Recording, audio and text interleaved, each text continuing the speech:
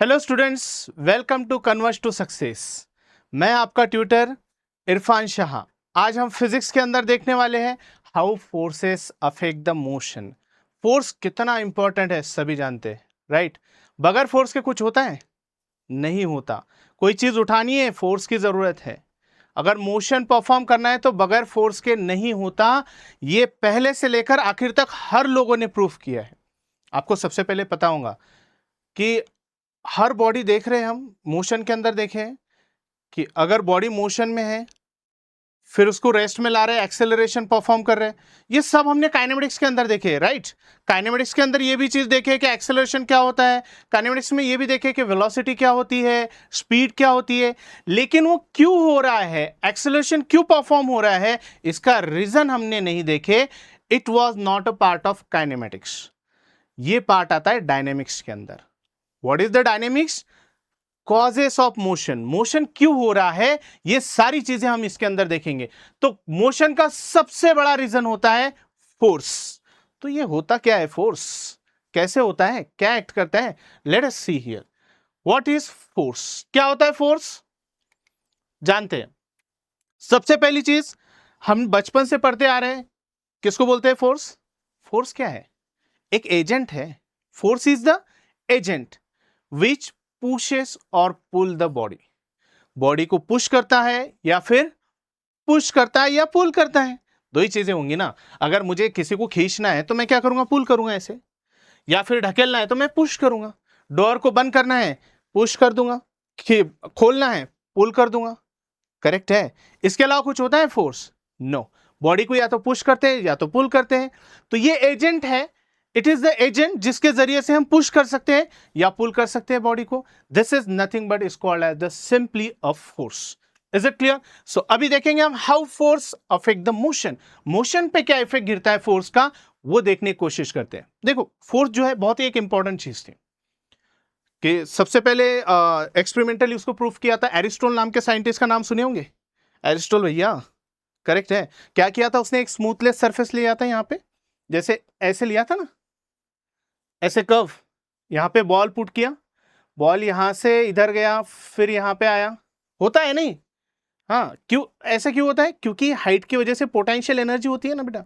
ये potential energy यहां पे आती है, यहां पे काइनेटिक एनर्जी की वजह से फिर से यहां पे बाउंस बैक होकर वापस यहां पे जाती है।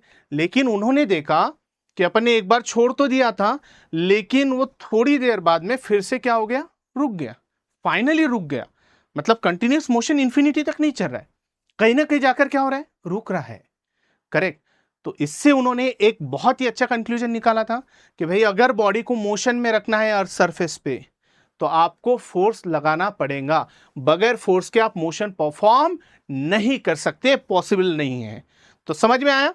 तो यहीं से शुरुआत हो रही है भाई। बिफोर क्रिस्ट बताया था इन्होंने, आजकल नहीं बताया था। तब से लेकर अभी तक का फोर्स का इंपॉर्टेंस हम लोग जानते हैं, राइट। तो अभी देखो क्या होता है। अब यहां से हम लोग शुरुआत से देखते आ रहे हैं। तो अब सबसे पहली चीज, अब यहां पे हम लोग देखते हैं कौन कौन से फोर्सेस अफेक्ट करे। अभी यहां पे ये बॉल वाला एग्जांपल ले लो भाई। क्या हो रहा है बॉल में? ये इधर की तरफ एक्ट हो रहा है फोर्स, इधर की तरफ ये नीचे से क्या फोर्स एक्ट हो रहा है, क्या दिख रहा है आपको? क्या लग रहा है कौन सा फोर्स एक्ट हो रहा है यहां पे? जब भी आप सरफेस अगर कंसिडर कर रहे हैं, सरफेस जिसके ऊपर मोशन हो रही वो और ये बॉल, इनके बीच का जो फोर्स है इसके ऊपर, जो अपोजिट टू दैट मोशन ये फोर्स हमने एक्ट किया, तो इस पे एक मोशन को अपोज करने वाला फोर्स एक्ट होता है, that is called as the force of friction. Force of friction हमेशा मोशन को अपोज करेगा। तो अभी यहां पे एक चीज दिख रही है कि इसके ऊपर इधर एक फोर्स एक्ट हो रहा है, इधर में एक फोर्स एक्ट हो रहा है, दो फोर्सेस एक्ट हो रहे हैं। क्लियर है? तो फिर इफेक्ट क्या होगा, बॉडी इधर जाएंगी कि इधर जाएंगी? फोर्स इधर भी लग रहा है, इधर भी लग रहा है। करेक्ट। सिंपली वैसे ही इधर देखो, एक फोर्स इधर के साइड में लग रहा है, एक फोर्स इधर के साइड में लग रहा है। क्या होगा, बॉडी किधर जाएंगी? या यहां पे देख लो, इधर से दो फोर्सेस लग रहे हैं, इधर से सेम एक फोर्स लग रहा है। तो सिंपली जिधर का फोर्स ज्यादा होगा, नेट फोर्स जिधर के डायरेक्शन में होगा, नेट फोर्स जिधर के डायरेक्शन में होगा, मोशन उधर ही छूंगा। जैसे ये फोर्स हमें ज्यादा दिख रहा है बेटा, एरो रिप्रेजेंट किया है मैंने यहां पे कि एरो से दिखा रहा है कि भाई यहां पे फोर्स ज्यादा है। तो ऑब्वियसली बॉडी किधर मूव होंगी, इधर के साइड। Is that clear? अभी इस केस में देखो, क्योंकि ये स्प्रिंग है, बॉडी रिजिड नहीं है, क्या है, स्प्रिंग है, इलास्टिक बॉडी है। तो अब क्या होगा, ये इधर के साइड में बॉडी मोशन करेंगे और इधर वाला पोर्शन इधर के साइड में, मतलब दोनों तरफ एक्सटेंशन हुआ।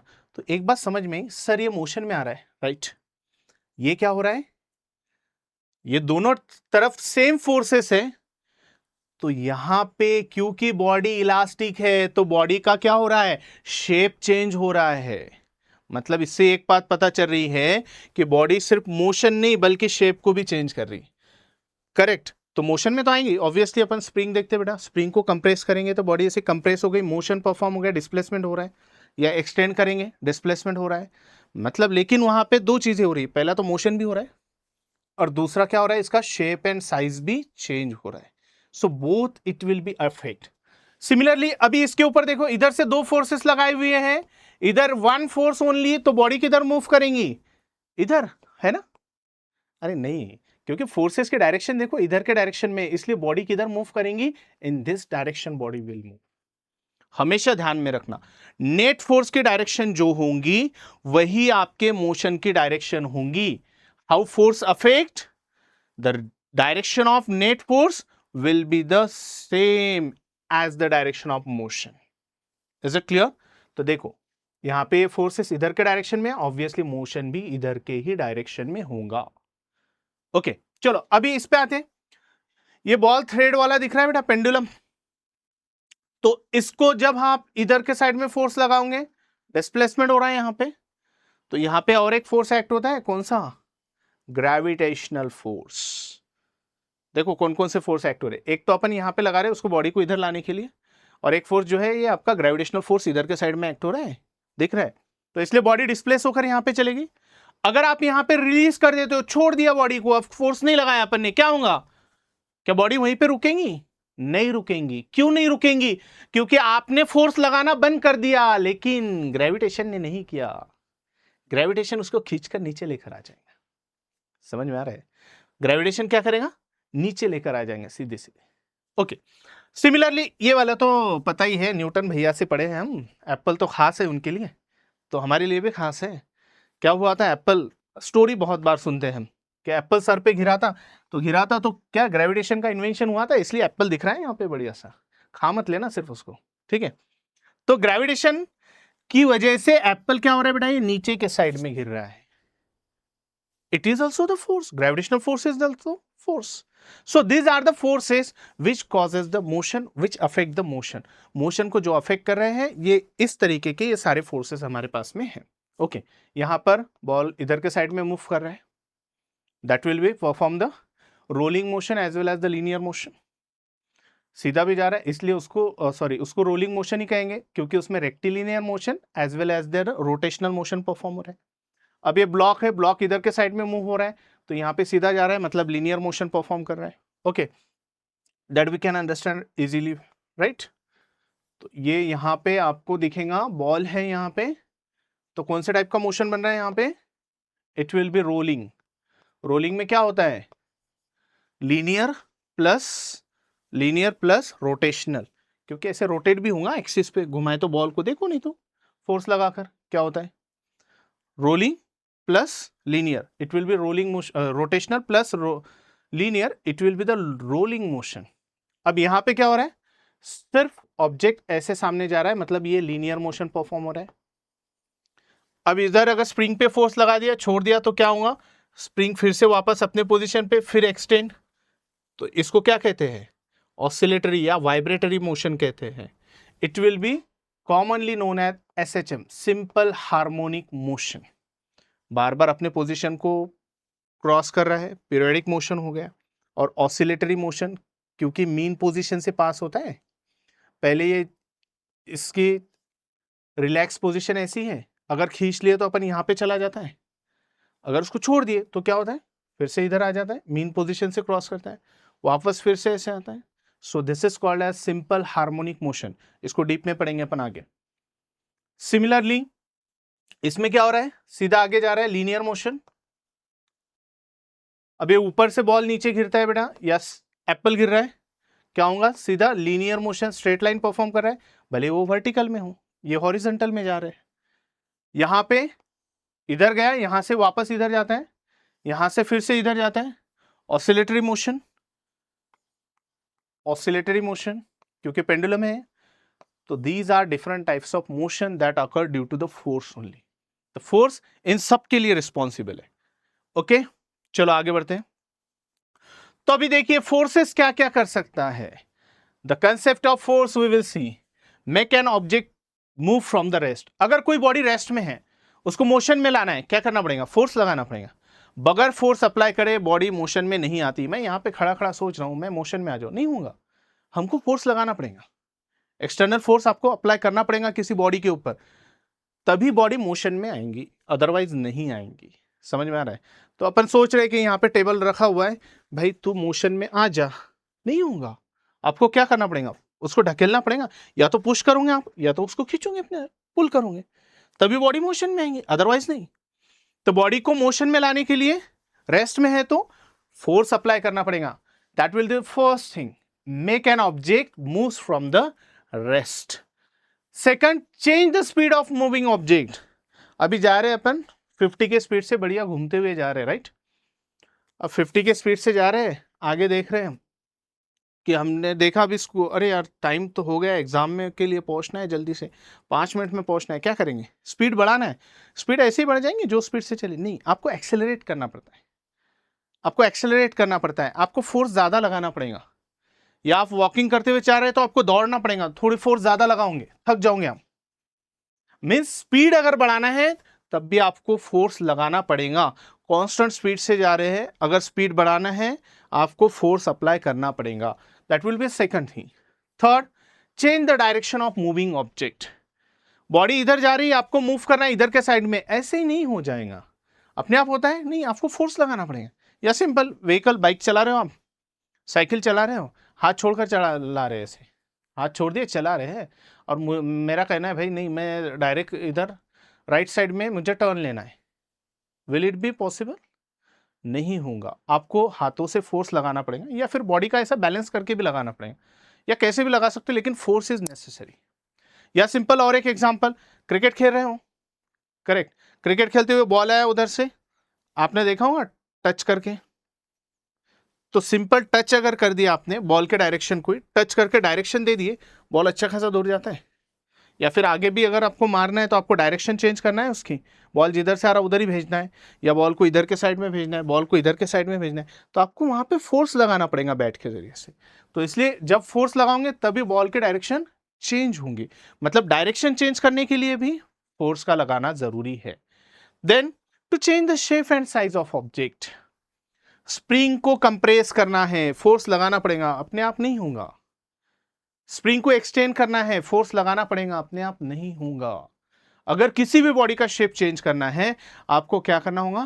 Force is necessary, force is compulsory, मैं तो बोलूंगा। फोर्स लगाएंगे तभी शेप एंड साइज उसकी क्या होंगी? चेंज होंगी। Is that clear? क्लियर है इफेक्ट ऑफ फोर्सेस? अरे क्लियर है? जल्दी बताओ, फटाफट कमेंट्स में दिखना चाहिए जल्दी से। चलो आगे बढ़ते हैं फिर।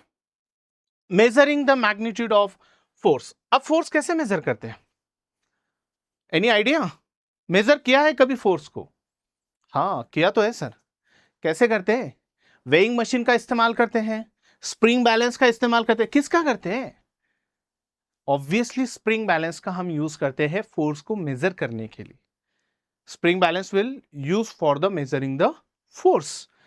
अब जैसे ये स्प्रिंग बैलेंस में क्या रहता है, इधर स्प्रिंग रहता है और एक्सटेंशन दिखाता है। अगर आप यहाँ पे कोई फोर्स अप्लाई कर रहे हो तो क्या होता है? स्प्रिंग एक्सटेंड होता है अकॉर्डिंग टू यहाँ के जो रीडिंग्स है हमारे, वो जिस हिसाब से अपन फोर्स को 1 न्यूटन डिफाइन करते हैं कि भाई कितनी लेंथ को इंक्रीज कर रहा है, उस हिसाब से इसके मेजरमेंट चेंज होती है। ओके, अगर वेट को मेजर करना है तो सीधा सीधा क्या करते हैं? बॉडी को ऐसे रिजिड सपोर्ट से बांध देंगे, उसको लटक जाएंगे ऐसे बढ़िया से, तो क्या होगा? हमारा वेट मेजर होगा। एक्चुअली वेट भी क्या होता है? What is weight? Weight is nothing but the gravitational force exerted on the body. हमारे बॉडी के ऊपर जो फोर्स एक्सर्ट हो रहा है उसी को हम वेट कहते हैं। Weight is nothing else. Weight simple वही है कि weight is nothing but the gravitational force exerted on a body. तो इसीलिए आपका ग्रेविटेशनल फोर्स भी मेजर कर रहे हैं, तो वो भी क्या है? वेट है। वेट ग्रेविटेशनल फोर्स इक्वल है, और अगर आपको कोई भी फोर्स मेजर करना है तो ये स्प्रिंग बैलेंस से आप मेजर कर सकते हैं। देन अभी यहां पे देखो थ्रेड्स ऑफ क्यूरियोसिटी, ये बात सबसे इंपॉर्टेंट है। Everyday scale is milli newton. Sir newton क्यों नहीं, मिली न्यूटन कहां से आ गया? इतना छोटा फोर्स, कोई सोच रहा होगा मिली न्यूटन कहां से होता है।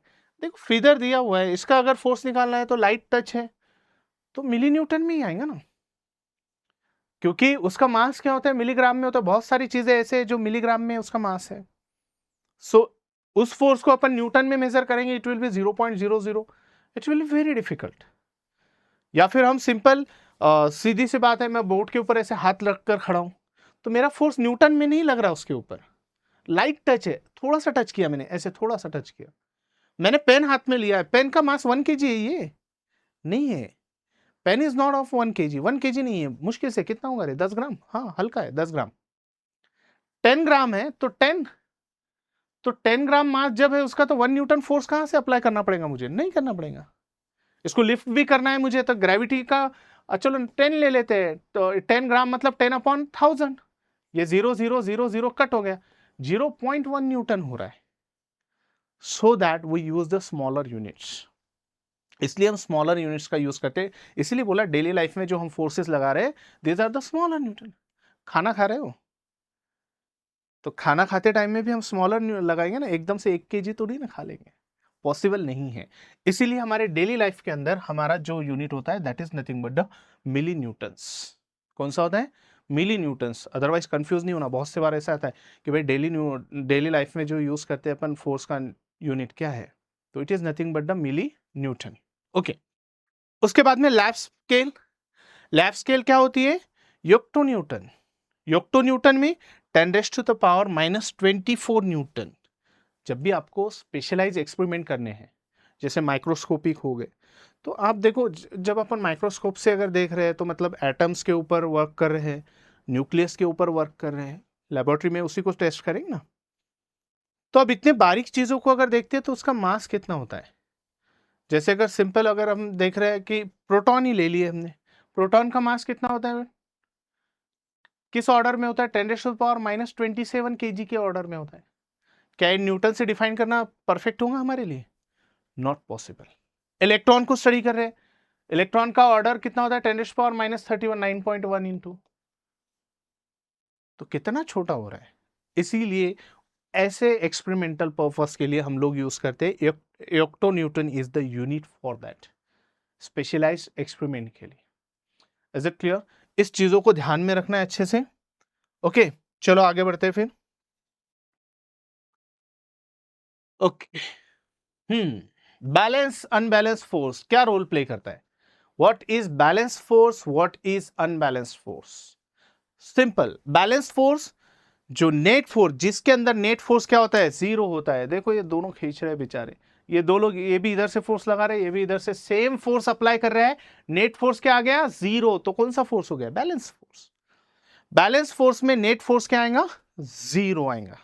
ओके, अभी इधर के साइड में net force is not equal to 0, this will be nothing but the unbalance force. Unbalance force में नेट फोर्स 0 नहीं होगा।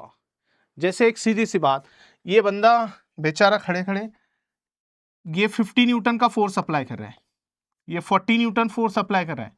सिमिलरली ये बंदे में बहुत ताकत है, ये 60 न्यूटन का फोर्स अप्लाई कर रहा है, लेकिन ये पीछे वाला सुस्त है, 10 न्यूटन का फोर्स अप्लाई कर रहा है। तो ये 50 + 40 ये दोनों इधर के डायरेक्शन में खींच रहे हैं। इनके दोनों की फोर्स के डायरेक्शन किधर के साइड में? इधर है। और इन दोनों के फोर्स की डायरेक्शन इधर है, राइट साइड को है। इनकी लेफ्ट साइड को है, उनकी राइट साइड को है। तो अभी इनके दोनों का अलजेब्रिक सम कितना हो गया? 90 न्यूटन। सेम डायरेक्शन वालों की एडिशन होंगी, दिमाग में बिठा कर रख लो, सेम डायरेक्शन वालों की एडिशन होंगी और अपोजिट डायरेक्शन वालों की सब्ट्रैक्शन होंगी। फिट कर लिया, नट बोल्ट कस लो उसके अच्छे से। ओके, तो ये सेम डायरेक्शन में खींच रहे हैं दोनों, तो इसलिए दोनों के फोर्सेस की क्या हो गई? एडिशन हो गई। तो टोटल एडिशन कितनी? 90 न्यूटन। ओके, न्यूटन भैया को भी अच्छा लग रहा होगा, बार बार अपना नाम आ रहा है। तो चलो देखते हैं, तुम्हारा भी आना चाहिए इसे। किसका किसका आएगा कमेंट्स में लिखकर बता दो फटाफट। और इधर के ये भी एक डायरेक्शन में आ रहे हैं, तो 60 प्लस 10 कितना हो रहा है? 70 न्यूटन। लेकिन अभी इधर वाला फोर्स 90 न्यूटन है, इसकी डायरेक्शन लेफ्ट साइड में है। इधर वाला 70 न्यूटन है, इसकी डायरेक्शन राइट साइड में है। अभी थोड़ी देर पहले बताया मैंने कि सेम डायरेक्शन वालों की एडिशन, अपोजिट डायरेक्शन वालों की सब्ट्रैक्शन। तो नेट फोर्स कैसे निकलेगा? नेट फोर्स निकालना है तो नेट फोर्स मतलब इन दोनों की माइनस। ज्यादा फोर्स कौन सा है? 90 न्यूटन। तो 90 न्यूटन की तरफ झुकाव ज्यादा है, so 90 minus 70 is equal to 20 newton. तो नेट फोर्स आपका जीरो नहीं है, तो मतलब ये कौन सा फोर्स हो गया? It is unbalanced force. ये क्या हो गया? Unbalanced force. क्लियर? अभी इस केस को कंसीडर करके देखते हैं कि समझो ये बंदे ने 20 न्यूटन का फोर्स अप्लाई किया, इसने 50 न्यूटन का फोर्स अप्लाई किया। अब इसने बहुत अच्छा परफॉर्म करने की कोशिश किया, इसने 60 न्यूटन फोर्स अप्लाई किया, लेकिन इसने 10 न्यूटन ही फोर्स अप्लाई किया। अब ये इधर के डायरेक्शन में फोर्स है लेफ्ट, और इसका राइट साइड में, तो इसका नेट फोर्स कितना हो गया? 50 प्लस 20 70 न्यूटन। इन दोनों का कितना हो गया? 60 प्लस 10 70 न्यूटन। ओहो, अब नेट फोर्स निकालना है, क्या करेंगे? अपोजिट डायरेक्शन सब्ट्रैक्शन होंगी, सेम डायरेक्शन एडिशन होंगी, अपोजिट डायरेक्शन सब्ट्रैक्शन होंगी। तो अभी सब्ट्रैक्शन क्या होंगी? 70 न्यूटन माइनस 70 न्यूटन कितना होता है? 0 न्यूटन। अरे भाई, नेट फोर्स तो कुछ है ही नहीं। तो इसलिए ये फोर्सेस को क्या कहेंगे हम? Balanced forces. क्या कहा जाएगा उसको? Balanced forces. क्लियर है? ये आपका अनबैलेंस फोर्स, ये बैलेंस फोर्स।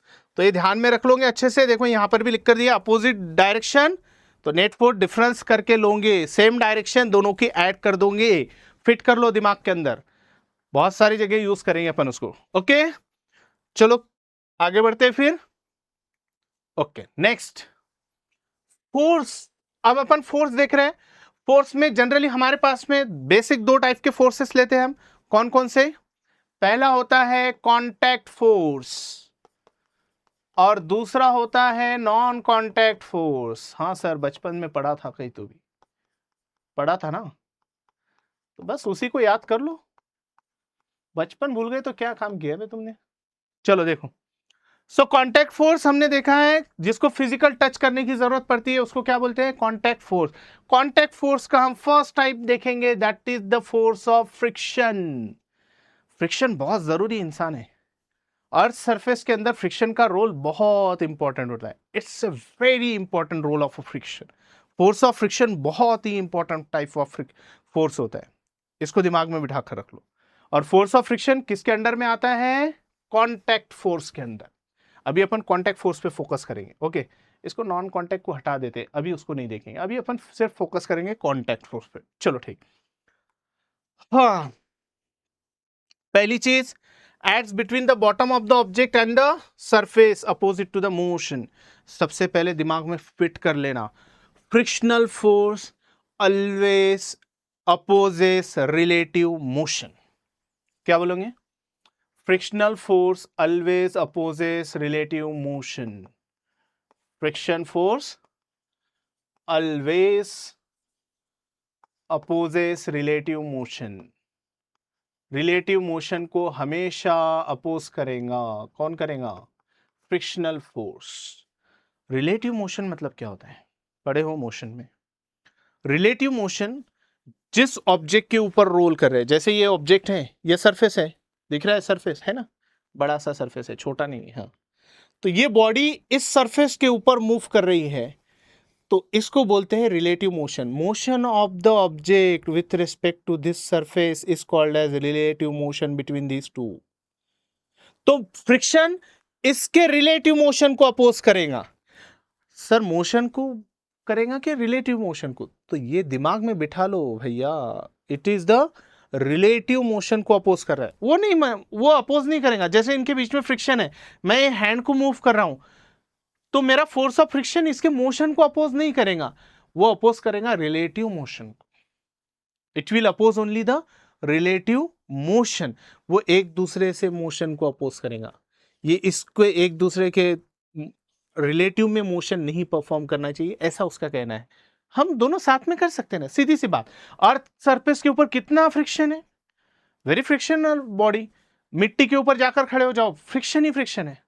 लेकिन अर्थ मूव कर रही है, क्या फ्रिक्शन ने रोका है? नहीं रोका है।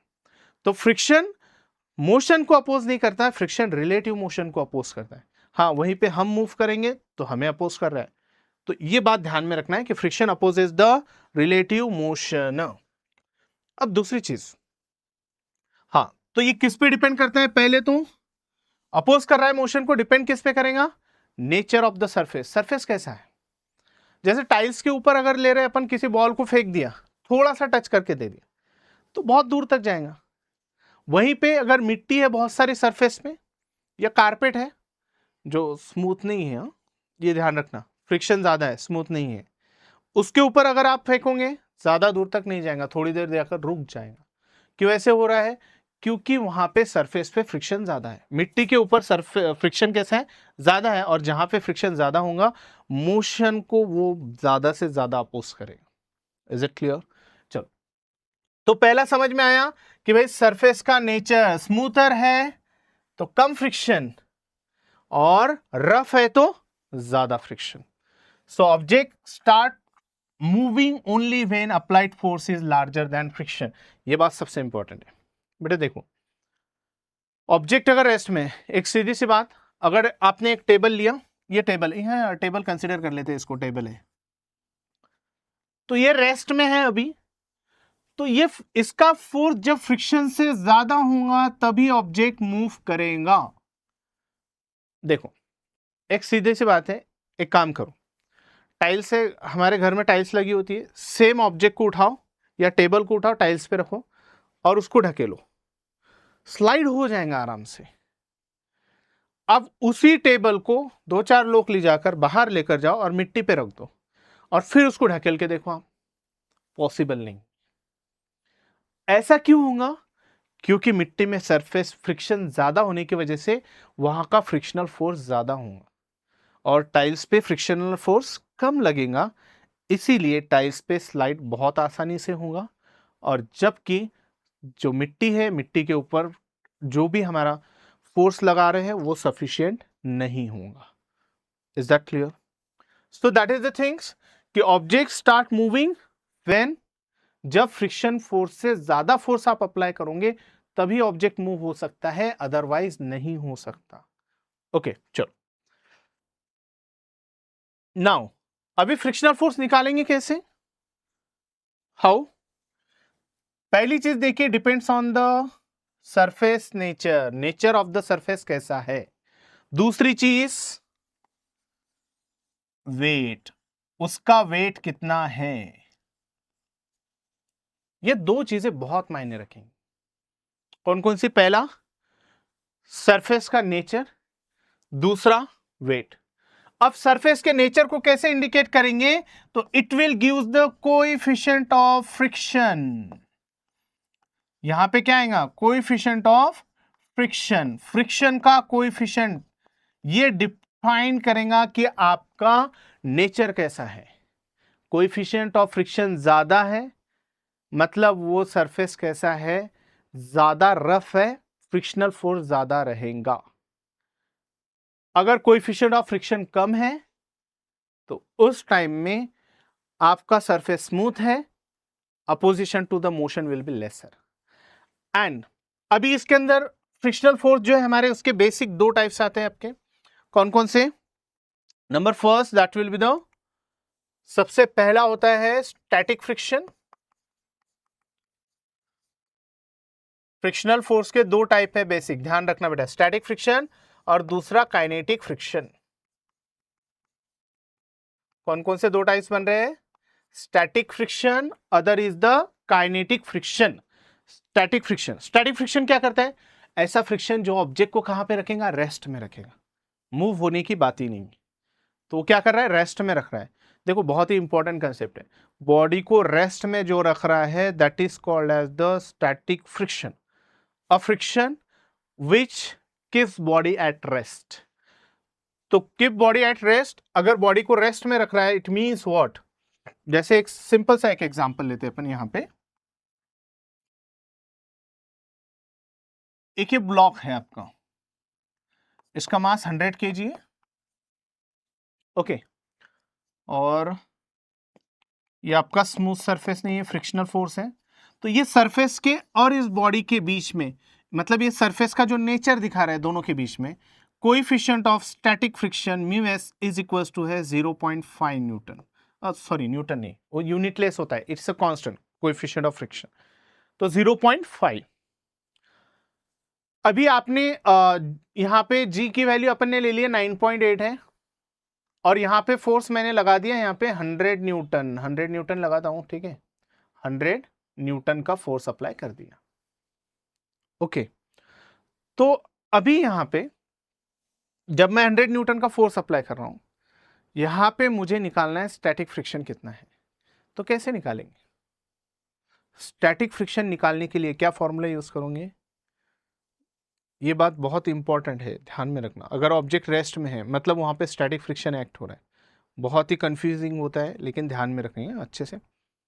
तो बेटा देखिए, ध्यान दो, यहां पे हमारे पास में लिमिटिंग फ्रिक्शन की जो भी फ्रिक्शनल फोर्स है, उसके स्टैटिक फ्रिक्शनल फोर्स के लिमिटिंग फ्रिक्शन का फॉर्मूला है FL is equals to mu s N, where mu s stand for coefficient of static friction और एन होता है नॉर्मल फोर्स। एन क्या होता है? Normal force.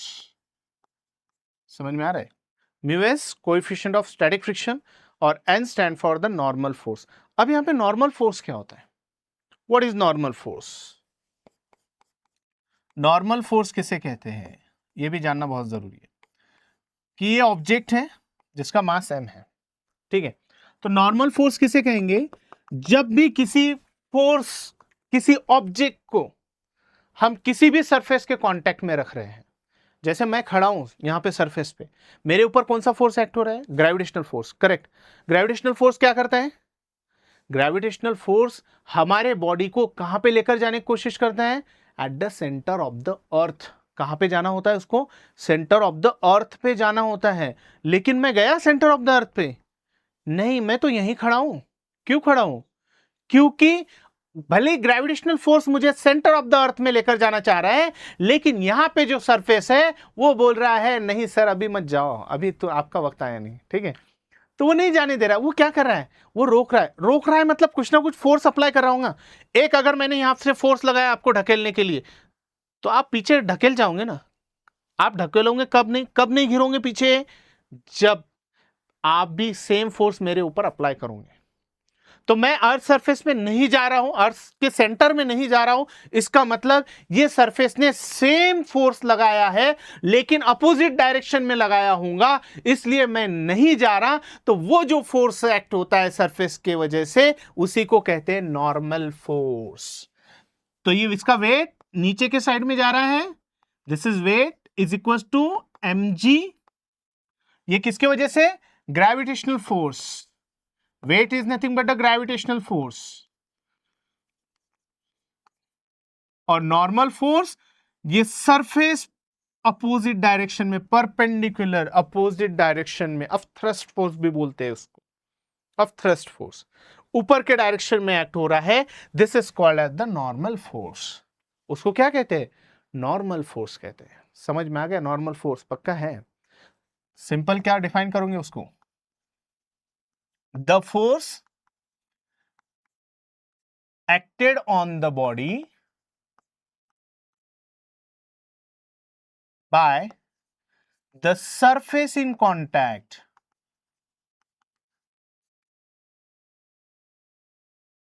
is known as normal force। उसी को क्या कहते हैं? नॉर्मल फोर्स कहते हैं।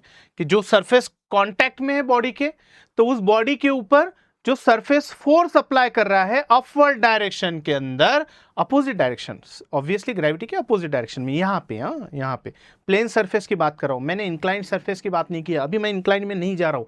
आज का ये लेक्चर सिर्फ और सिर्फ बेसिक आपका क्लियर करेगा। हमारे 11th के JEE के बैच के लिए, JEE नीट MST CET, उसके लिए बेसिक आज का ये जो क्लास है पूरा बेसिक के ऊपर है, इसलिए इसको बहुत अच्छे से कर लेंगे तो हमारे जो मेन क्लासेस आएंगे उसके अंदर आपको समझना बहुत आसान चला जाएगा और फटाफट क्वेश्चन सॉल्व हो जाएंगे। ये जरूरी है, बहुत जरूरी है, इसलिए बहुत अच्छे से, थॉरली बहुत अच्छे से देख लो आखिरी तक के, पूरा कुछ भी मिस मत करो, बहुत ही इंपॉर्टेंट कंसेप्ट आपके क्लियर होने वाले इसके अंदर, ठीक है। तो ध्यान से देखेंगे, ओके। तो ये समझ में आ गया, नॉर्मल फोर्स कांटेक्ट में जो है उसके अपोजिट डायरेक्शन में एक्ट हो रहा है, ओके। सो अभी यहां पे ये समझ में आ गया हम लोगों को। तो normal force is equal to, अब ये सरफेस है तो ग्रेविटी नीचे के साइड में खींच रही है mg, मतलब 100 इंटू जी की वैल्यू कितनी है 9.8, तो कितना हो गया 9800। और नॉर्मल फोर्स अपोजिट डायरेक्शन में एक्ट हो रहा है, वो भी कितना रहेगा सेम 9800। प्लेन सरफेस पे सेम ध्यान रखना है, प्लेन सरफेस पे अगर प्लेन सरफेस है तो नॉर्मल डायरेक्ट में mg बोल सकता हूं, ध्यान में रखो। प्लेन सरफेस मैंने मेंशन किया वहां पे प्लेन सरफेस, हाँ आगे नहीं बढ़ाना है, वो देखेंगे अपन आगे, जैसे अपने मेन क्लासेस स्टार्ट हो जाएंगे उसके अंदर देखेंगे। पहले अभी फिलहाल दिमाग लगा दो, यहाँ पे नॉर्मल ऐसा होता है प्लेन सरफेस के लिए, इंक्लाइन पे अभी नहीं जा रहे, जाएंगे, ठीक है। तो अभी ध्यान देंगे इस पे। तो नॉर्मल हमारा कितना मिला 9800, म्यूएस कितना है 0.5, करेक्ट। तो अभी लिमिटिंग फ्रिक्शन मेरा मिल जाएगा म्यूएस एन, मतलब म्यूएस कितना है 0.5, एन मतलब नॉर्मल रिएक्शन फोर्स mg की वैल्यू कितनी है 0.5 इंटू 9800, कितना हो गया मल्टीप्लीकेशन 4900, फटाफट निकाल लिया, ओके। सर मेरा ये फ्रिक्शनल फोर्स है, नहीं ये नहीं है। Frictional force, static frictional force जो होगा it will be always less than और इक्वल्स टू FL होगा। जो भी लिमिटिंग फ्रिक्शन है, लिमिटिंग फ्रिक्शन से कम या उसके इतना होगा, समझ में आ रहा है। तो सर लिमिटिंग फ्रिक्शन के इतना या फिर उससे कम, ये मेरा स्टैटिक फ्रिक्शन का फोर्स होगा। तो अभी इस केस में क्या आएगा 4900, ये लिमिटिंग फ्रिक्शन है, इसके ऊपर नहीं होगा।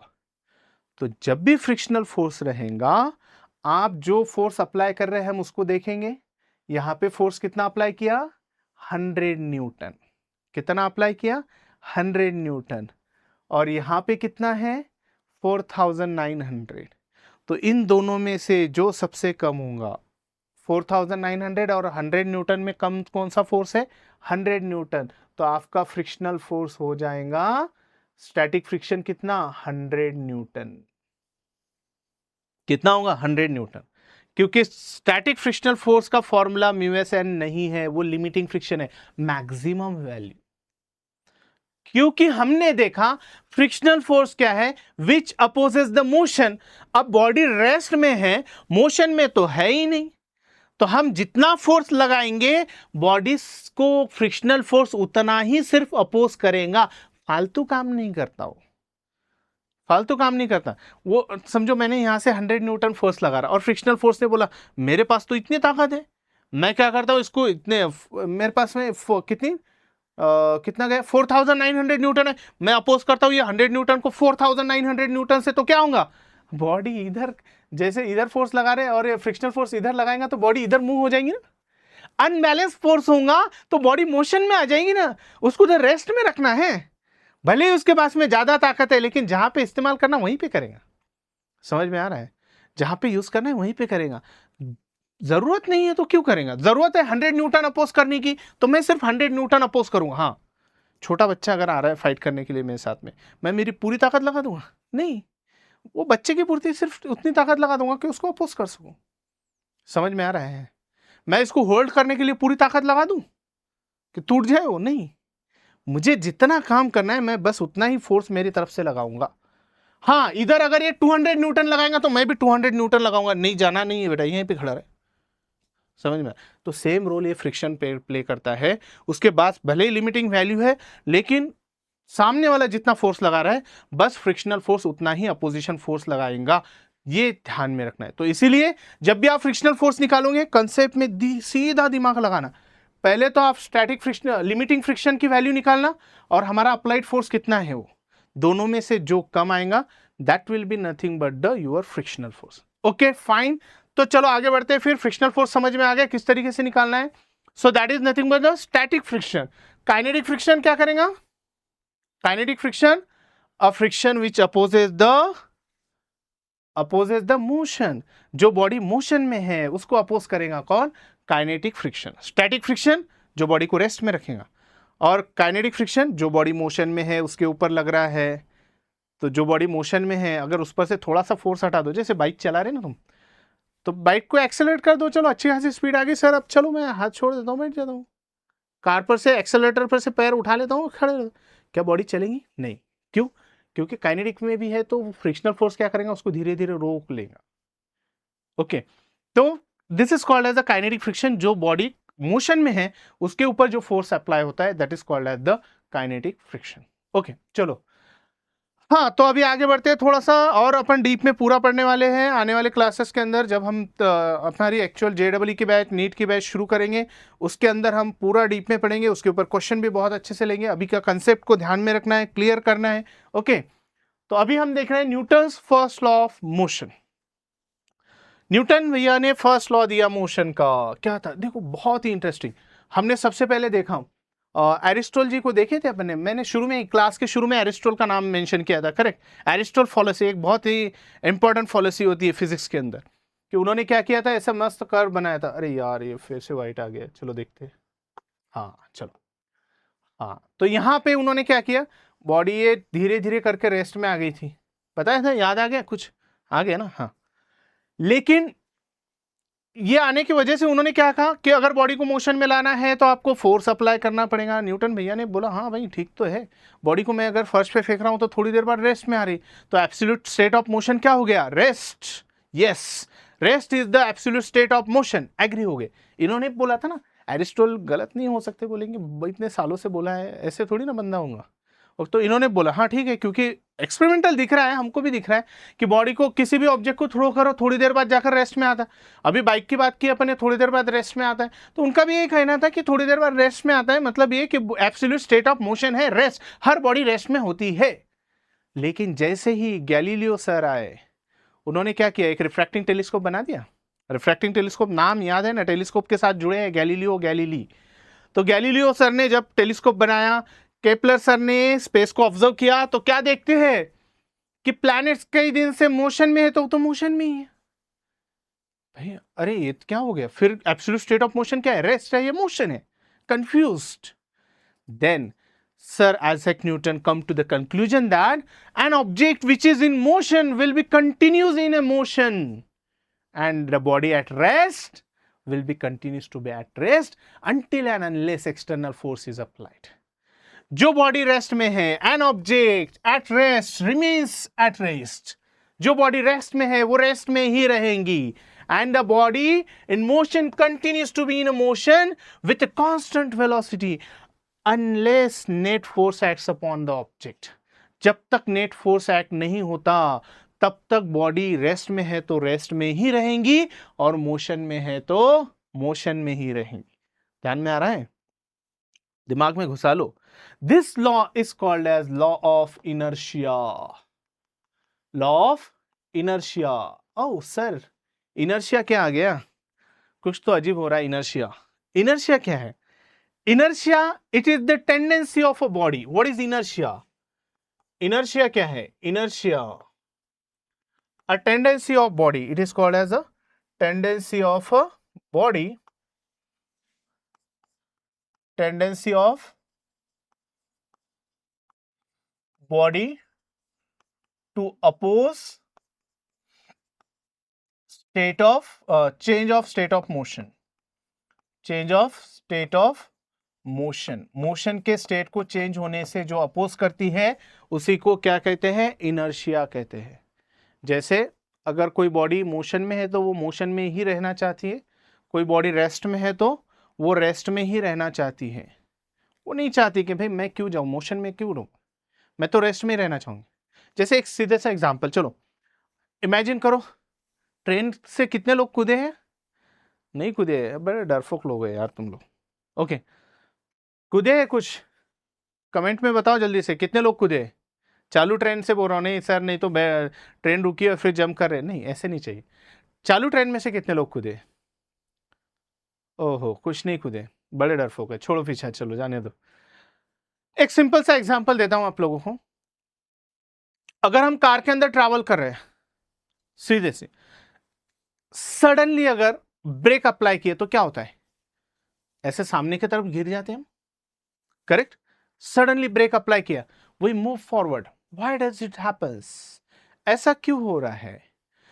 ऐसा इसलिए हो रहा है क्योंकि जब कार मोशन में थी तो हमारी बॉडी भी मोशन में थी, तो हमको आदत लग गई कि हम मोशन में हैं तो हम मोशन में ही रहेंगे, चल रहे हैं मोशन में।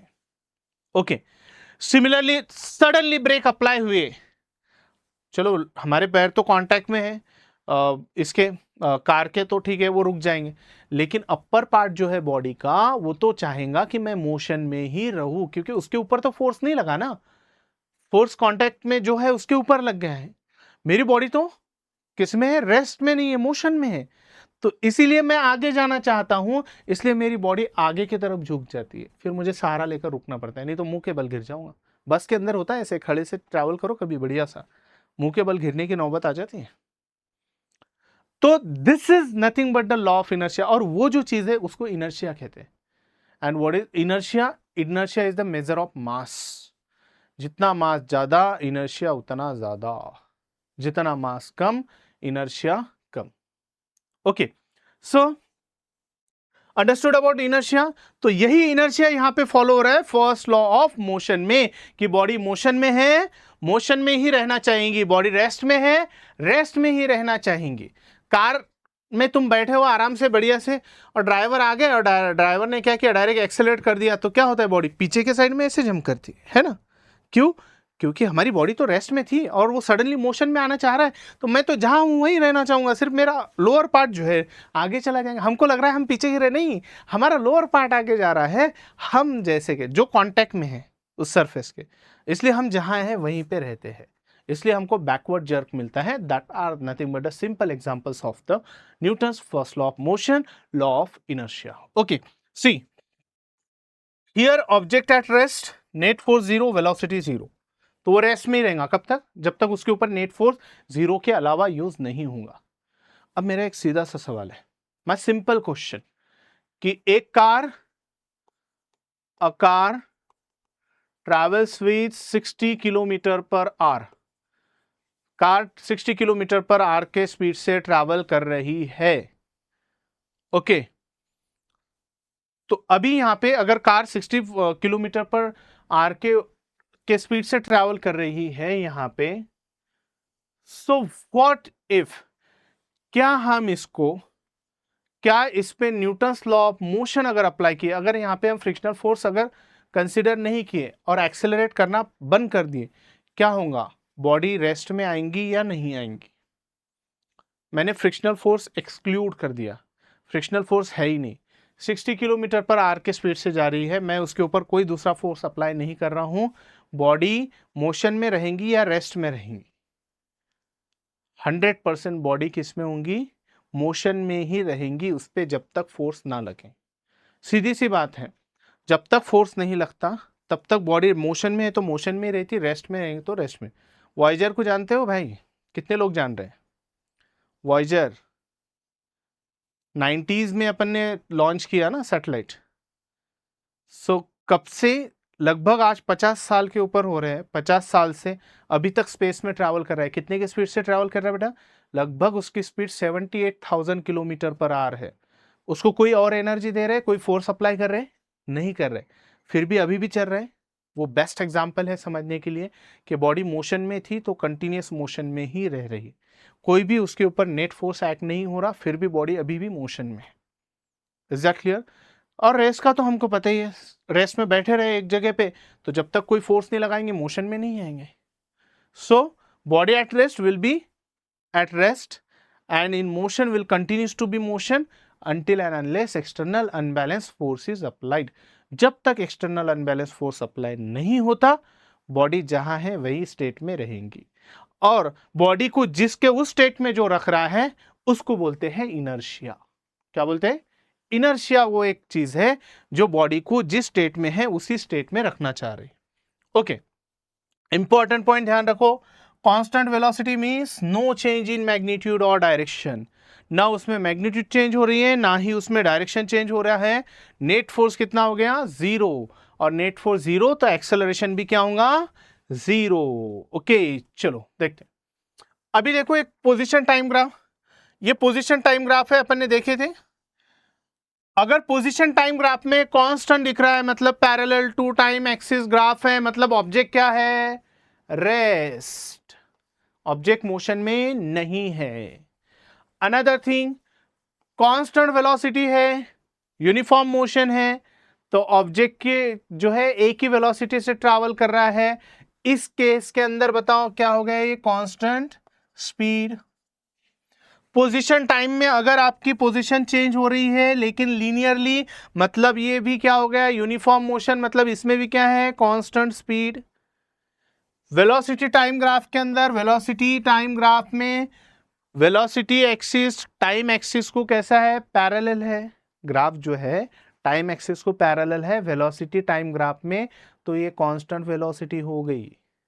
और वहीं पे पोजीशन टाइम ग्राफ में अगर लीनियर है तो ये भी कांस्टेंट वेलोसिटी हो गई। लेकिन यहां पे पोजीशन टाइम ग्राफ में, अगर पोजीशन टाइम ग्राफ में पैरेलल टू टाइम एक्सिस आ रहा है तो ऑब्जेक्ट क्या होगा, ऑब्जेक्ट एट रेस्ट। तो बॉडी रेस्ट में है तब भी इसके ऊपर नेट फोर्स क्या होगा, इक्वल टू 0। और अगर बॉडी कांस्टेंट वेलोसिटी से जा रही है तब भी नेट फोर्स एक्ट कितना हो रहा है, 0। नेट फोर्स मतलब हमने देखा बैलेंस फोर्स, मतलब इधर से दोनों तरफ से सेम फोर्सेस एक्ट हो रहे हैं। These are the examples of balance force. समझ में आ रहा है, बैलेंस फोर्स के एग्जांपल्स है। चाहे कांस्टेंट वेलोसिटी हो या फिर ऑब्जेक्ट रेस्ट में हो, दोनों केसेस में ऑब्जेक्ट के ऊपर नेट फोर्स क्या है, 0 है। नेट फोर्स क्या है, 0 है, मतलब बैलेंस फोर्स है। Okay, next we will see newton second law of motion. क्या कहता है newton second law of motion, when a net force acts on an object produce the acceleration. बराबर है, अपन ने पढ़ा था simple, the rate of change of momentum is directly proportional to the applied force. अगर आप फोर्स अप्लाइड करोगे तो मोमेंटम क्या होगा, चेंज हो जाएगा। What is the momentum, momentum क्या होता है, मोमेंटम क्या होता है, मोमेंटम एक बॉडी के अंदर से एक टेंडेंसी अपन क्रिएट करते हैं कि बॉडी अब tends to in a motion. Motion में आने के बाद बॉडी जो है एक एनर्जी क्रिएट होती है बॉडी के अंदर, जो वर्क डन करने के लिए हम लोग यूज कर सकते हैं, जो वर्क डन करने के लिए, और वर्क डन करने के लिए फोर्स की जरूरत है। And force can be generated by change in the momentum. Simple momentum का फॉर्मूला देखा था हमने, momentum mass into velocity. Momentum क्या था, mass into velocity. So change in momentum, अगर इनिशियल वेलोसिटी ऑब्जेक्ट की है u is equal to, u है इनिशियल वेलोसिटी, इनिशियल, और फाइनल वेलोसिटी आपकी v है फाइनल वेलोसिटी। तो न्यूटन्स लॉ ऑफ मोशन के हिसाब से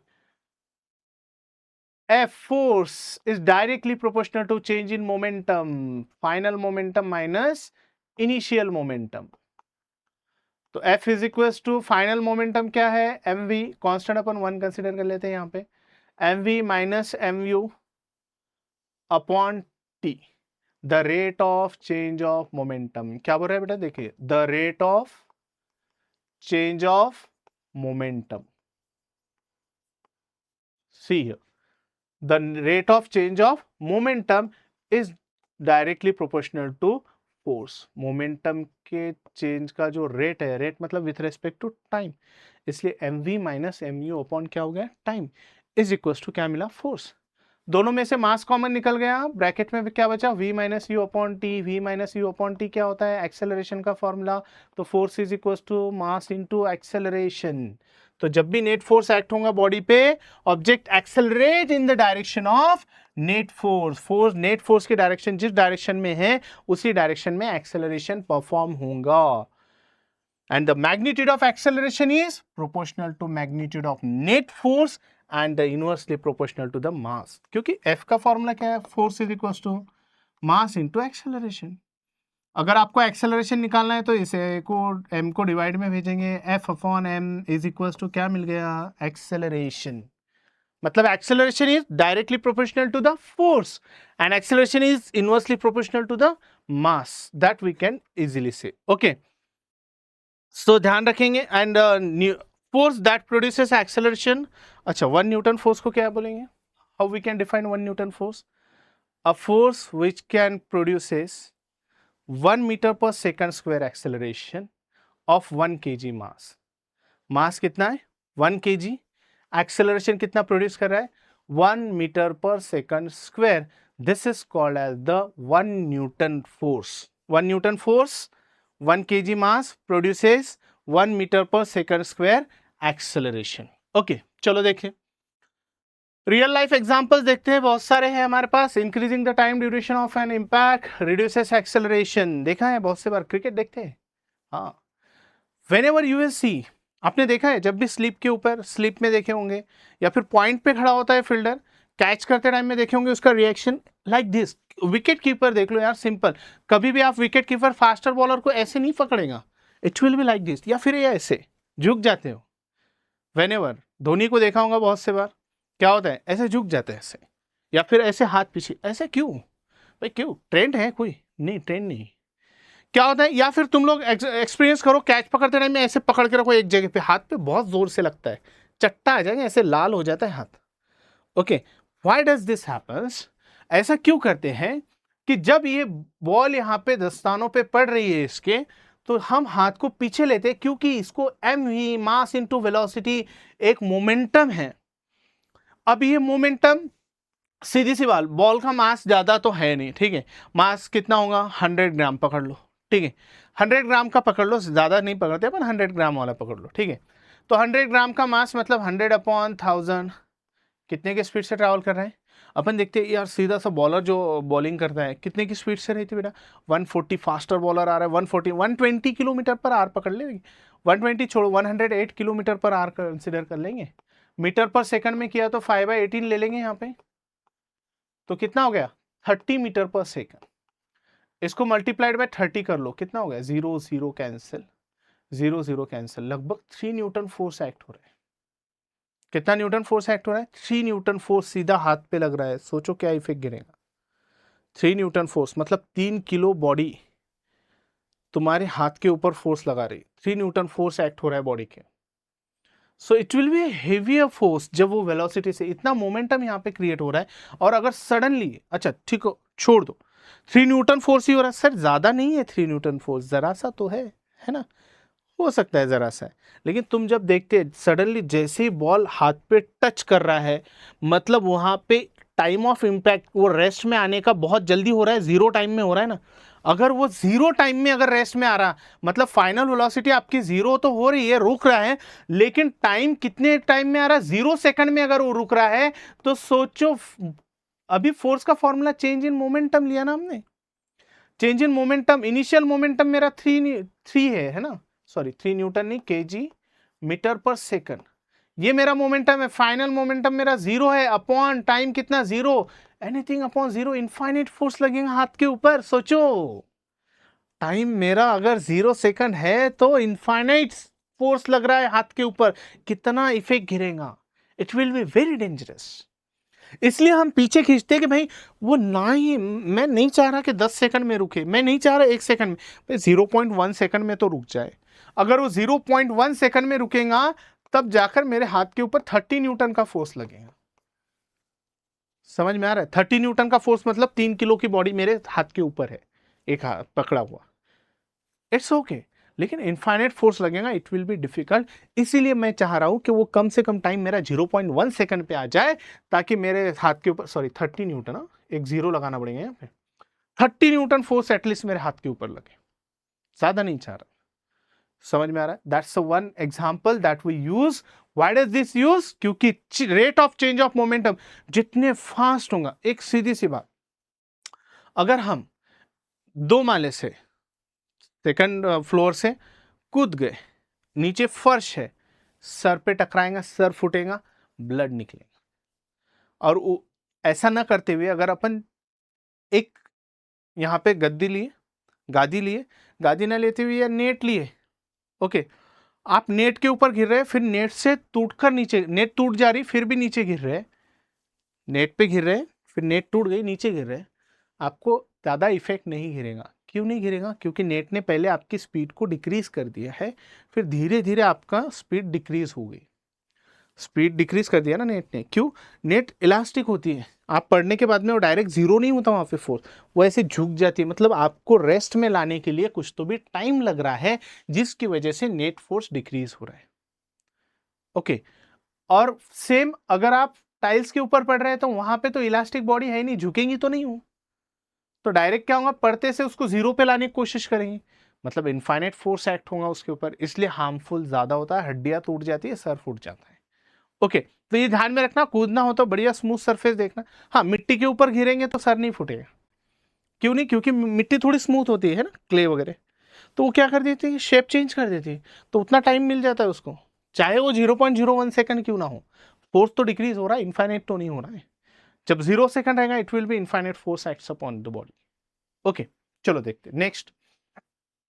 air bags increase the heating time, है ना, एयर बैग अगर ले अपने हीट करेंगे तो टाइम ज्यादा लगता है, तो हाथ को नहीं लगेगा एयर बैग्स, एयर बैग्स पे मारो आप, पंच करो, क्यों, क्योंकि मारने के बाद हीटिंग टाइम, मतलब उस पंच हो जाना ना, मतलब वेलोसिटी एकदम जीरो में नहीं आ रही, वही पत्थर पे मारो पर क्या होगा, हाथ पे बहुत जोर से लगेगा, क्योंकि एयर बैग्स में एयर कंप्रेस होते हैं ना ऐसे, क्योंकि it doesn't opposes the reformation, reformation को अपोज नहीं करते, इसलिए वो क्या हो जा रहे, शेप चेंज कर दे, उसमें टाइम ज्यादा लग रहा है जिसकी वजह से वो रुक जा रहे। ओके, अनदर एग्जाम्पल कोकोनट का देखा है अपन ने, डायरेक्टली अगर किसी चीज के ऊपर गिर गए तो टूट जाते हैं ना, गए होंगे मंदिर में, जोर से मार के फेंक दिए तो टुकड़े हो गए उसके, सो वाई इज बिकॉज, क्योंकि वहां पे टाइम बहुत कम रहता है उसको रेस्ट में आने के लिए।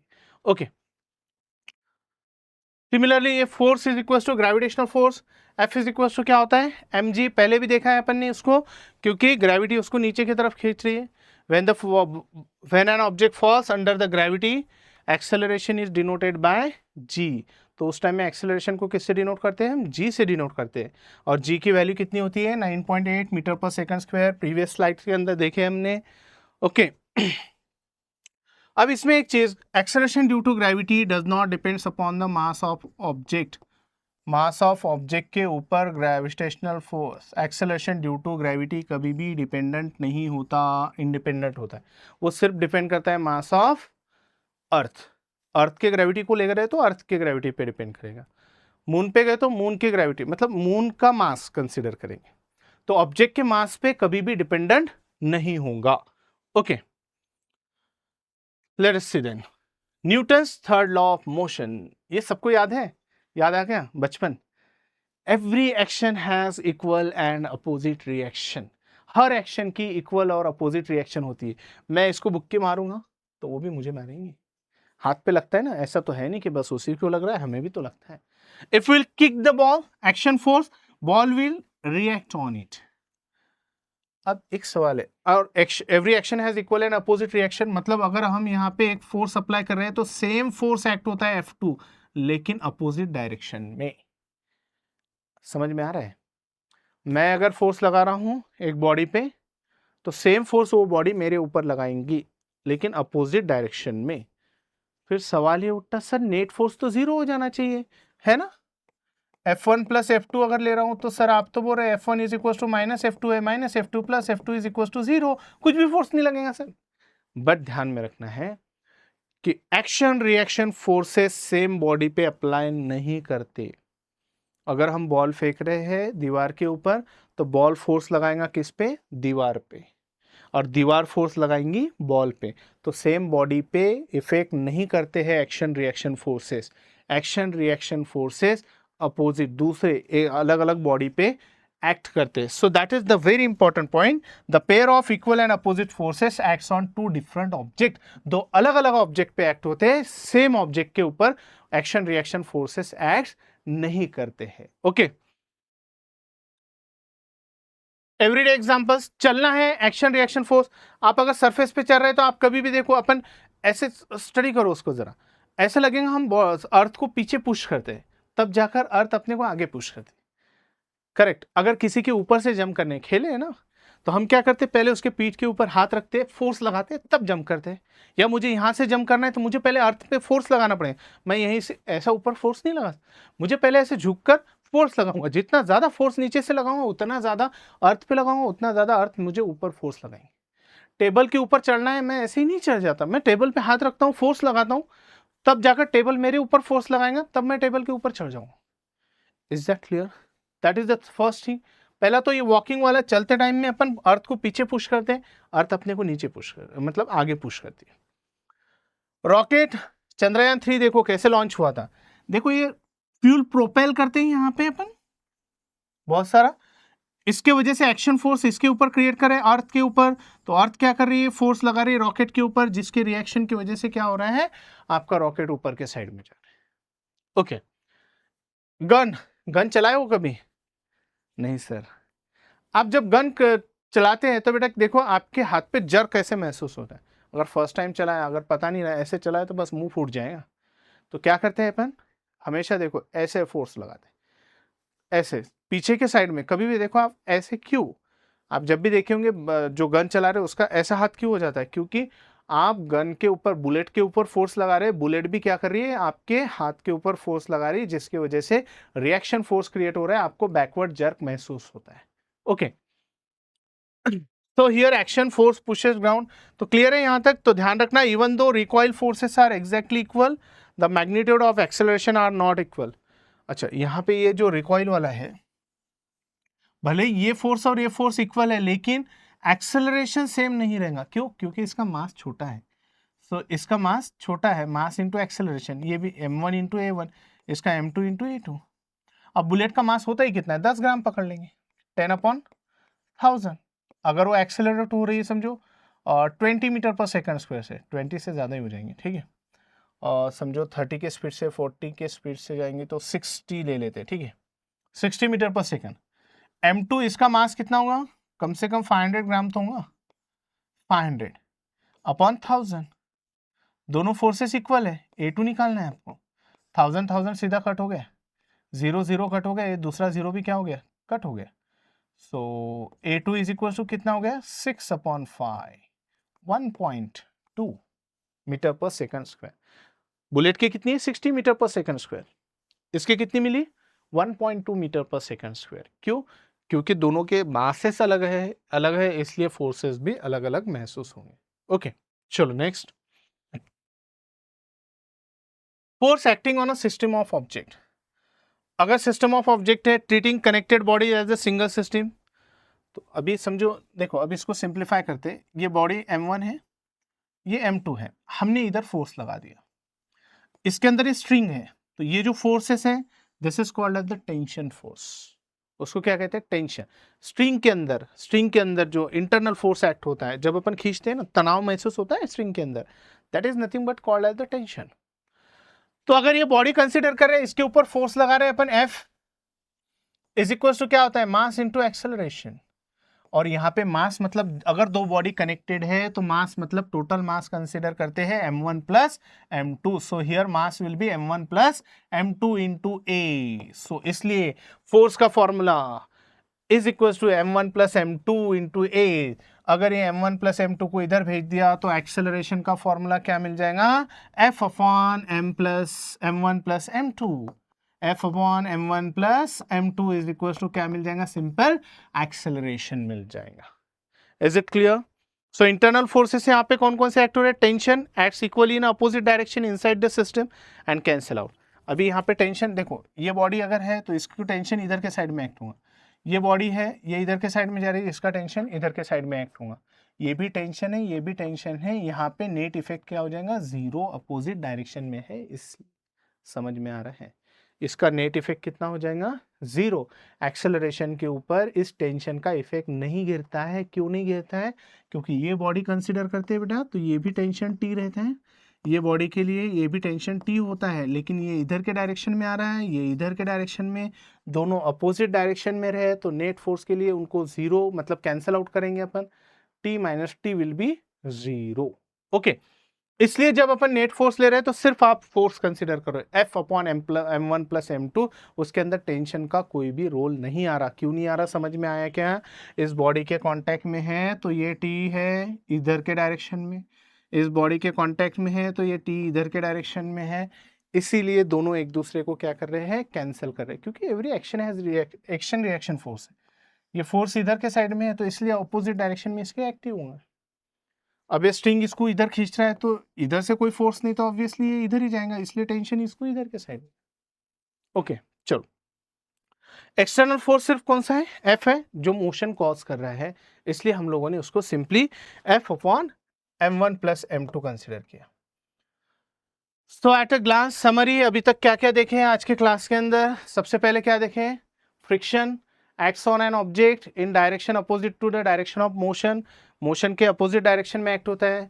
फर्स्ट लॉ देखें कि law of inertia, body motion में ही रहेंगी, रेस्ट में है तो रेस्ट में ही रहेंगी जब तक एक्सटर्नल फोर्स अप्लाई नहीं करते। सेकंड लॉ ऑफ मोशन देखा कि acceleration is proportional to the force inversely proportional to the mass, object accelerate होता है जब भी फोर्स अप्लाई करते हैं और कौन से डायरेक्शन में, फोर्स के ही डायरेक्शन में एक्ट होगा। थर्ड लॉ ऑफ मोशन देखिए, every action has equal and opposite reaction, हमेशा पेयर में एक्ट करता है और डिफरेंट बॉडी के ऊपर एक्ट करता है। तो आज के इस इंट्रोडक्शन पार्ट में most of the upon part basic देख चुके हैं, उसको अच्छे से समझ लेना है। कोई भी डाउट अगर है तो कमेंट्स के अंदर शेयर कर दो, इसके ऊपर जो भी प्रॉब्लम रहेगा वो हम डाउट सेशन में कंप्लीट कर लेंगे। फिर आप फटाफट कमेंट्स में बताते जाएंगे तो हम लोग जो है आपको और भी अच्छा प्रोवाइड कर सकते हैं। Okay, so thank you lots अच्छे से देखने के लिए, समझने के लिए इसको। और अगर आपको बहुत अच्छे लगे हैं तो बहुत सारे वीडियोस आपके आएंगे, बहुत सारे कंसेप्ट क्लियर होंगे हमारे। कन्वर्स टू सक्सेस, हम बिल्कुल कोशिश करेंगे आपको सक्सेसफुल बनाने की, तो हमारे साथ जुड़े रहिए। और जुड़े रहने के लिए हमारे जो वीडियोस आएंगे उसको आप तक पहुंचाने के लिए ज़रूरी है सबसे पहले हमारे चैनल को सब्सक्राइब कर लीजिए, वीडियो अच्छी लगी है तो लाइक कर लो और अपने दोस्तों तक शेयर करो ताकि ज़्यादा से ज़्यादा लोग जो है हमारा फाउंडेशन कंप्लीट कर ले। बहुत सारे बच्चों का प्रॉब्लम है बेटा, 11th में तो आ जाते, नीट की क्लासेस डायरेक्ट शुरू हो जा रही हर जगह पे, फाउंडेशन पे कोई वर्क नहीं करता, फिर डायरेक्ट दिमाग में समझ में नहीं आता किधर से इंक्लाइन प्लेन पे जा रहे हैं, कहाँ पे जा रहे हैं। तो इसलिए हम सबसे पहले बेसिक की बैच आपके लिए लेकर आए हैं ताकि आपके ज़्यादा से ज़्यादा कंसेप्ट क्लियर हो जाए, आपके दोस्तों की भी ज़्यादा से ज़्यादा कंसेप्ट क्लियर होनी चाहिए। इसलिए जल्दी से जल्दी सब्सक्राइब कर लीजिए, अपने दोस्तों तक शेयर कर लीजिए और जुड़े रहिए हमारे साथ में। आने वाले वीडियोस के अंदर हम बहुत सारे पूरे कंसेप्ट क्लियर करेंगे और कोशिश करेंगे कि हमारा जो एफर्ट्स है वो कन्वर्ज हो जाए सक्सेस के अंदर। Thank you very much.